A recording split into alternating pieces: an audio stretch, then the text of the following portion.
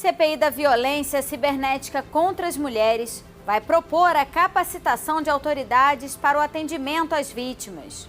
Comissão do Cumpra se debate efetividade da Lei de Cuidados Paliativos. Plenário analisa 27 mensagens do governo que alteram a forma de utilização dos fundos estaduais. E na agenda cultural, tem show do cantor Di Black e a peça Vestido de Noiva, de Nelson Rodrigues. O Jornal da LERJ está começando agora.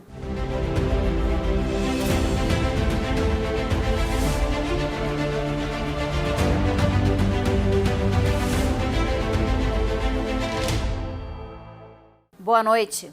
A CPI de combate à violência cibernética contra as mulheres vai propor no relatório final da comissão a capacitação de autoridades para melhorar o atendimento às vítimas de crimes virtuais. A iniciativa surgiu durante a 12ª audiência da comissão, que ouviu representantes das empresas Google e Meta, responsáveis pelas principais redes sociais do mundo. Por isso nós trabalhamos para que em nossas plataformas as mulheres se sintam seguras.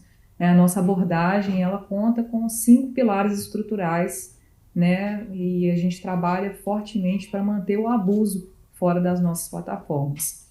A gente trabalha regularmente com mais de 850 parceiros de segurança em todo o mundo, que são especialistas em segurança online. E esses parceiros nos ajudam a informar o nosso trabalho, colaboram conosco para oferecer programas educacionais. Desde junho de 2021, nós anunciamos a formação do nosso Global Women Safety Expert Advisors, que é um grupo de líderes sem fins lucrativos, ativistas e especialistas acadêmicos, para nos ajudar a desenvolver as nossas políticas, os nossos produtos e os programas que apoiam as mulheres que usam os nossos aplicativos. No ano passado, a Meta, em parceria com o Tribunal Superior Eleitoral, elaborou um guia de combate à violência online contra as mulheres na política. Para a deputada Índia Armelau, que já relatou que sofreu ataques pela internet, essa ferramenta é importante e precisa evoluir para combater qualquer tipo de crime cibernético. Eu acho que não só essa ferramenta, mas a gente conseguir abominar todos os ataques da internet. É que a política está polarizada, então está em alta. Mas e aí, quando acabar? Qual vai ser o assunto? Então a gente tem que acabar com qualquer ataque, homens, mulheres, héteros, gays. A gente tem que entender que não gostou. Passa para cima, arrasta para cima, você não precisa ofender ninguém. Então, assim, eu fico feliz cada vez mais a gente conseguindo amarrar para que essa violência cibernética diminua. Gerente de Relações Governamentais e Políticas do Google, Juliana Moura Bueno, afirma que a empresa realiza constantemente melhorias no combate à violência cibernética e que colabora na capacitação de profissionais para a segurança nas redes sociais. Nós temos uma pessoa no time do jurídico do Google que roda o Brasil para capacitar autoridades. Então a gente entende que esse é uma tarefa que é uma tarefa coletiva, As mulheres elas podem utilizar para fazer, conteúdos específicos quando forem vítimas. Esses links que eu mencionei anteriormente, a depender da plataforma, o link é diferente. Então no YouTube é um link, na busca do Google é outro link. Mas as autoridades estando capacitadas para fazer essas requisições, a gente consegue atuar com bastante celeridade. E eu acho que os números que eu trouxe aqui para vocês, eles são imagéticos, e emblemáticos dessa cooperação que a gente tem feito com autoridades governamentais. Presidente da CPI, a deputada Marta Rocha, diz que as empresas são peças fundamentais no combate aos crimes digitais contra as mulheres, mas que alguns questionamentos seguem em aberto. A parlamentar complementa falando sobre a qualificação e o preparo de profissionais para atuar nesses casos. É importante saber que as empresas têm um compromisso de desenvolver ações preventivas para enfrentar a violência cibernética contra a mulher, mas nós ainda ficamos com alguns questionamentos não esclarecidos devidamente. E isso só poderá ser feito pelos representantes jurídicos, que é exatamente aquelas perguntas, Quem pode fazer a solicitação de retirada daquele conteúdo do ar? Qual o prazo de armazenamento daquela imagem? Como se dá a cadeia de custódia? Então, isso é muito importante que a gente tenha esse esclarecimento jurídico feito pela empresa.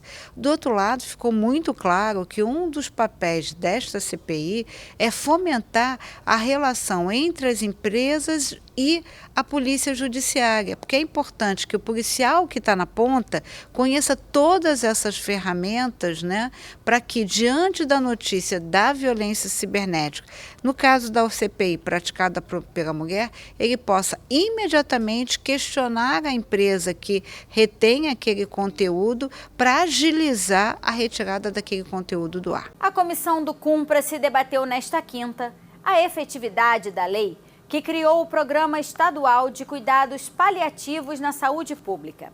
Para melhorar o atendimento à população, foi sugerida a apresentação de um projeto que determine a contratação de profissionais especializados e a distribuição de medicamentos que amenizem o sofrimento dos pacientes. No estado do Rio, o município de Barra do Piraí é pioneiro no atendimento em doença crônica, em parceria com a Cruz Vermelha.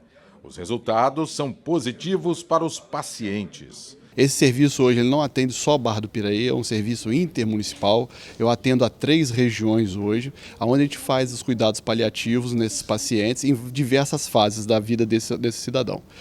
Nós podemos pegar ele no início da sua comorbidade, até mesmo quando a doença já avançou e ele já está no momento mais terminal da doença e de sua vida. Muito desses cuidados paliativos, que não devem ser confundidos com cuidados de final de vida, são tratamentos que a gente faz no sentido de minimizar consequências, melhorar a qualidade de vida e evitar, por exemplo, um pé diabético que pode levar a uma amputação desnecessária, um paciente que tem um câncer inexorável que pode ter uma dor que, se não tratada, leva a consequências devastadoras para o paciente e para os familiares. A gente fez questão de trazer as experiências positivas. Uma delas é essa, da Cruz Vermelha em alguns municípios do interior, a outra da Favela Compassiva. Quer dizer, a gente tem aqui no Vidigal e na Rocinha uma experiência sensacional que a gente vai querer agora, com a Secretaria de Saúde, multiplicar a partir de ONGs e de ativistas, aí sim trazendo o apoio do INCA, da Secretaria, para chegar na ponta, na favela, daqueles excluídos e que sofrem, que têm dores e que não tem quem os ampare. Para dar dignidade aos pacientes que precisam de cuidados paliativos, que são aqueles com doenças graves, progressivas e normalmente sem chance de cura, é preciso ter profissionais capacitados e investir no segmento. Desde 2011, a Fiocruz oferece um curso na área e já atendeu mais de 2.500 pessoas, entre profissionais de saúde, estudantes e pacientes. Como os cuidados paliativos, ele atua em todo o curso da doença e ele olha para o paciente e para a família, então a gente reduz os impactos dos sofrimentos causados, inclusive pelo próprio tratamento. O estado do Rio já tem um grupo de trabalho na área, com o Hospital Getúlio Vargas, na Penha. A meta da Secretaria Estadual de Saúde é ampliar o atendimento para o Hospital Alberto Torres, em São Gonçalo. Para o presidente da comissão do Cumpra-se, é preciso incluir a sociedade civil nas discussões para a melhoria do atendimento. É de extrema relevância a participação da sociedade civil, uma vez que as necessidades de saúde partem da população e dos territórios. Então, precisamos ouvi-los, entender que a paliação vai para além da terminalidade da vida, mas para a oferta de um cuidado qualificado, não só também para as pessoas que têm determinadas doenças crônicas, mas também para os seus familiares. A lei diz que os grupos de trabalho têm que ter controle social e participação da sociedade. A própria representante da secretaria, que é uma superintendente, é uma especialista, ela reconheceu essa falha e já prometeu hoje mesmo que amanhã isso está suprido e essas pessoas serão incorporadas. Ponto para essa audiência pública. O plenário analisou nesta quinta 27 mensagens do governo que alteram a forma de utilização dos fundos estaduais. Ao todo, os parlamentares apresentaram 262 emendas que agora vão ser analisadas pelas comissões antes de voltarem à pauta de votações. A sessão ordinária desta quinta-feira começou com os parlamentares analisando uma mensagem do governo que altera a lei sobre a remuneração dos militares do Estado do Rio.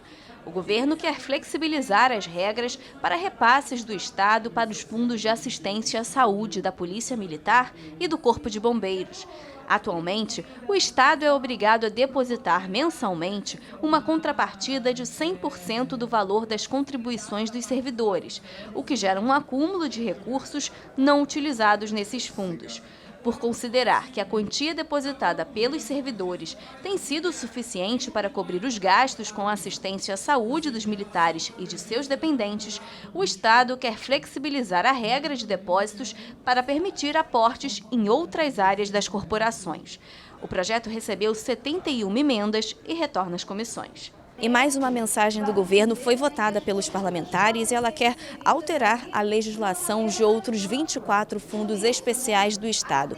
O objetivo do governo é flexibilizar o uso dos recursos desses fundos para que possam ser usados, por exemplo, para pagamento de salário de servidores e despesas da administração pública. Esse projeto recebeu 149 emendas dos parlamentares e retorna para a análise das comissões. E na primeira sessão extraordinária, os parlamentares discutiram outra mensagem do governo que altera a composição do Conselho Diretor do Fundo Estadual de Investimentos e Ações de Segurança Pública e Desenvolvimento Social, o FISED. Segundo a proposta do governo, o secretário estadual da Casa Civil, o secretário estadual de governo, um representante da Secretaria de Fazenda e um representante da Secretaria de Planejamento e Gestão devem passar a integrar o Conselho Diretor do Fundo. Além disso, o Conselho também deve contar com um representante das entidades empresariais e um representante das comunidades em situação de vulnerabilidade social. A proposta traz ainda alterações quanto às deliberações do Conselho, que deverão ser tomadas por maioria simples, podendo ocorrer por via eletrônica e precisam ser publicadas no Diário Oficial do Estado em até 30 dias. Atualmente, essas deliberações são tomadas mediante a votação em maioria absoluta, o que, segundo o Executivo, dá margem para adiamento e atraso das sessões. O projeto recebeu 7 emendas e retorna às comissões. Outra mensagem discutida foi a que altera a lei que instituiu o Fundo Especial de Controle Ambiental, o FECAM. O governo quer criar medidas que possam aprimorar a eficiência alocativa dos recursos do fundo, permitindo que sejam destinados ao funcionamento dos serviços prestados à população. Ao mesmo tempo, essas alterações vão garantir a aplicação dos recursos numa das principais finalidades do FECAM, que são os programas e projetos de desenvolvimento urbano associados às questões ambientais. O texto recebeu 35 emendas e retorna para a análise das comissões. Desde que houve a aprovação das leis complementares federais 192 e 194, houve uma queda abrupta na arrecadação do Estado do Rio de Janeiro no que se refere à arrecadação do ICMS. Hoje é uma realidade que o Estado do Rio de Janeiro tem que ter uma cautela e um trabalho de austeridade para que não haja nenhum impacto de natureza financeira nos pagamentos de servidores, na continuidade dos serviços públicos. Esses projetos têm um condão, na verdade, de pegar o superávit, aquilo que não é gasto ao longo do ano, com os fundos do Estado do Rio de Janeiro, para assegurar, numa eventual necessidade, que nenhum servidor tenha prejuízo no recebimento daquilo que lhe é direito. O Estado do Rio de Janeiro já se antecipando para uma crise financeira que é uma realidade hoje no Estado, e a Alerj dá a sua contribuição hoje aqui, trabalhando em cima disso. E na segunda sessão extraordinária, os parlamentares votaram a mensagem do governo que pede a prorrogação do prazo do convênio ICMS até 30 de abril de 2024. Esse convênio, aprovado por lei em 2021, autoriza as unidades federativas a concederem isenção do ICMS nas operações internas de itens da cesta básica, como o arroz e o feijão, produtos considerados essenciais ao consumo da população. Ao isentar o ICMS sobre esses produtos, o Estado do Rio apresenta medidas para a redução da vulnerabilidade social e da insegurança alimentar da população fluminense. O texto recebeu 2 emendas e retorna para a análise das comissões. E um projeto de lei complementar do deputado Fred Pacheco quer alterar a legislação que trata do Fundo Soberano do Estado. De acordo com a proposta, o fundo terá maior capacidade de financiar o desenvolvimento social e econômico estadual por meio de investimentos nas áreas de educação, saúde, habitação, transporte e urbanismo, além de ajudar a promover a estabilização fiscal do Estado. O projeto prevê que o governador possa transferir recursos do Fundo Soberano para o Fundo Único de Previdência Social, o Rio Previdência, para promover o equilíbrio do órgão. Ele também altera índices de aplicação dos recursos do fundo, diminuindo de 30% para 20% o aporte para a constituição de uma poupança pública e aumenta de 70% para 80% o volume de recursos aplicados em infraestrutura produtiva, tecnológica e serviços públicos. O texto também promove alterações na composição e atribuições do Conselho Gestor do Fundo Soberano. O projeto recebeu 52 emendas dos parlamentares e retorna para a análise das comissões. O Fundo Soberano é um fundo que pode ser usado para investimento, né? E há um artigo especificamente que vedava a utilização do Fundo Soberano para qualquer uso em despesas, em pagamento de despesas, que agora, num momento de crise, ou numa pré-crise, ou num momento em que a gente pode ter alguma diminuição de receita, o intuito é possibilitar que o Fundo Soberano também seja utilizado para pagamento de eventuais despesas que são essenciais, por exemplo, como pagamento de salário de servidores, né? Então, e também uma mudança no corpo consultivo. Então, são questões técnicas, mas que vão ajudar a fazer com que, de fato, um valor que é substancial também seja utilizado para dar mais saúde financeira para o Estado. Veja agora as dicas da nossa agenda cultural, que essa semana tem show do cantor D-Black e a peça Vestido de Noiva, com texto de Nelson Rodrigues.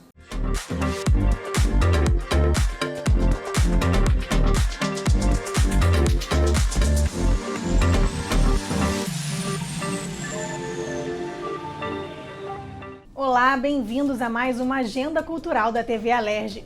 Abrimos essa edição com uma sugestão especial. O cantor D-Black apresenta musical em homenagem a Djavan. A apresentação faz parte da turnê Djavaneando e é uma leitura da trajetória do ídolo Djavan. D-Black coleciona histórias como o reality The Voice, em que foi finalista, e também como o primeiro cantor brasileiro a estourar um hit viral no YouTube. Para os fãs do cantor, vale lembrar que não vão faltar sucessos como 1 Minuto e Sem Ar.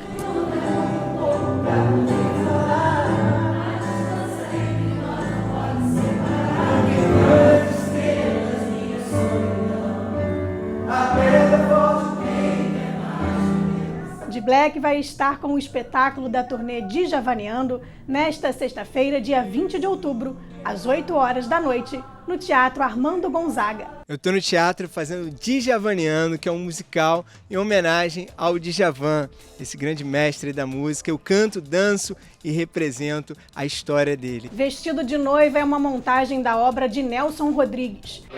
A peça mantém a dramaturgia original da obra. Você pode não se lembrar, mas ela devia ter mais alguém, sem ser sua mãe.